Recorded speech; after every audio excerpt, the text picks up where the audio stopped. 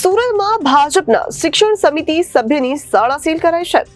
ગોડાદરા વિસ્તારમાં બનાવવામાં આવેલી અરિહંત એકેડમી સ્કૂલ આખરે સીલ કરાઈ છે। પૂર્વ કોર્પોરેટર અસલમ સાયકલવાળા દ્વારા કરાઈ રહી હતી ફરિયાદ। શાળાનો ત્રીજો ચોથો માળ ગેરકાયદે બાંધ્યો હોવાનું પૂર્વ કોર્પોરેટર દ્વારા કરાઈ ફરિયાદ। ભાજપના શિક્ષણ સમિતિ સભ્યની શાળા સીલ। ગોડાદરા વિસ્તારમાં બનાવવામાં આવેલી અરિહંત એકેડમી સ્કૂલ આખરે સીલ કરાઈ છે। પૂર્વ કોર્પોરેટર અસલમ સાયકલવાળા દ્વારા કરાઈ હતી ફરિયાદ।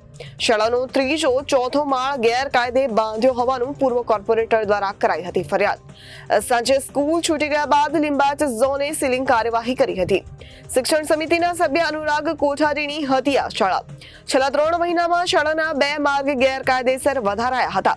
વિદ્યાર્થીઓની સુરક્ષા અને સલામતીને ધ્યાનમાં રાખીને તાત્કાલિક ડિમોલિનેશન કરવા માટે કરાઈ હતી લેખિત ફરિયાદ। પાલિકાના ઇન્ચાર્જ કમિશનર એવા કલેક્ટરને પૂર્વ કોર્પોરેટર અસલમ સાયકલવાળાએ કરી હતી ફરિયાદ। આ સ્કૂલમાં અગાઉ 2 વખત નોટિસ આપી ડિમોલિનેશન પણ કરવામાં આવ્યું। આ ઉપરાંત 1.15 લાખ વહીવટી ચાર્જ પણ પાલિકાએ વસૂલ્યો હતો। આ સાથે ગેરકાયદેસર બાંધકામ નહીં કરવાની લેખિત બાંહેધરી પણ લેવામાં આવી હતી। ભારતીય જનતા પાર્ટીના નેતાઓનો જન્મસિદ્ધ અધિકાર હોય એમ ગેરકાયદેસર બાંધકામોની હારમાળા કરવામાં કોઈ પાછીપાની કરતા નથી। અને એ પણ ખાનગી શાળાઓ જો સંચાલક ભારતીય જનતા પાર્ટીનો નેતા હોય તો એ તો બિલકુલ જાણે એને ભારતીય જનતા પાર્ટીએ ગેરકાયદેસર બાંધકામ માટે ઓથોરાઇઝ કર્યા છે એ પ્રમાણે લોકો કામગીરી કરી રહ્યા છે।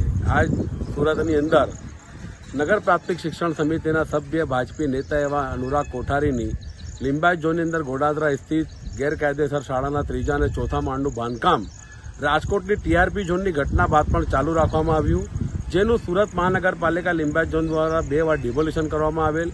1,15,000 રૂપિયાની વહીવટી ચાર્જ વસૂલ કરવામાં આવેલ।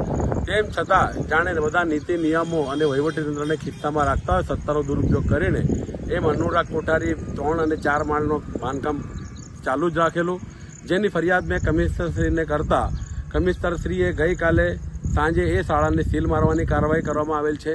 પરંતુ આપણે એટલી જ વિનંતી કરીએ છીએ કે આ શાળા 1500 વિદ્યાર્થીઓની સલામતી અને સુરક્ષા માટે સીલની કાર્યવાહી નહીં પરંતુ આવનારા ટૂંકા દિવસોની અંદર ડિમોલિશનની કાર્યવાહી કરીને સત્તાનો દુરુપયોગ કરનારાઓને શાન ઠેકાણે લાવવાની જરૂર દેખાઈ રહી છે।